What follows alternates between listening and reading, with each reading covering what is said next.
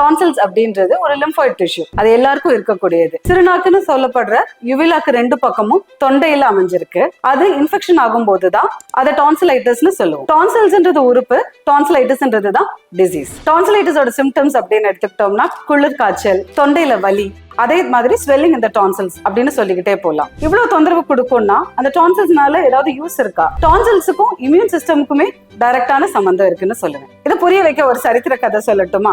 ஒரு முறை அமிர்தத்தை எடுக்க தேவர்களும் அசுரர்களும் மந்தார மலையை வச்சு வாசுகின்ற பாம்போட உதவியோட கடலை கடைகிறாங்க. அப்ப காலகால விஷம்ன்றது ஒண்ணு வெளிப்படுது. அது உலகையே அழிக்கக்கூடியதுன்றதுனால சிவபெருமான் அதை எடுத்து விழுங்குறார். அந்த விஷம் சிவனோட உடம்புக்குள்ள போயிடக்கூடாதுன்றதுக்காக பார்வதி தேவி என்ன பண்றாங்கன்னா சிவபெருமானோட தொண்டையை அழுத்தி பிடிச்சிடுறாங்க.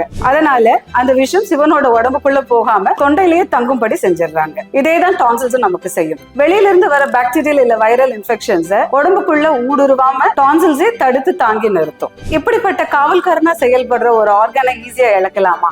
டான்சிலெக்டமி அல்லது சர்ஜரியை தவிர இதுக்கு வேற ஏதாவது தீர்வு இருக்கான்னா கட்டாயமா ஹோமியோபதி ஒரு நல்ல தீர்வுனே நான் சொல்லுவேன். ரூட் காஸ் அட்ரஸ் பண்றதன் மூலமாகவும் இம்யூன் சிஸ்டம் பலப்படுத்தும்ன்றதுனால பெர்மனன்ட் அண்ட் எக்ஸலன்ட் ரிசல்ட்ஸ் ஹோமியோபதியில கட்டாயமா பாசிபிள்.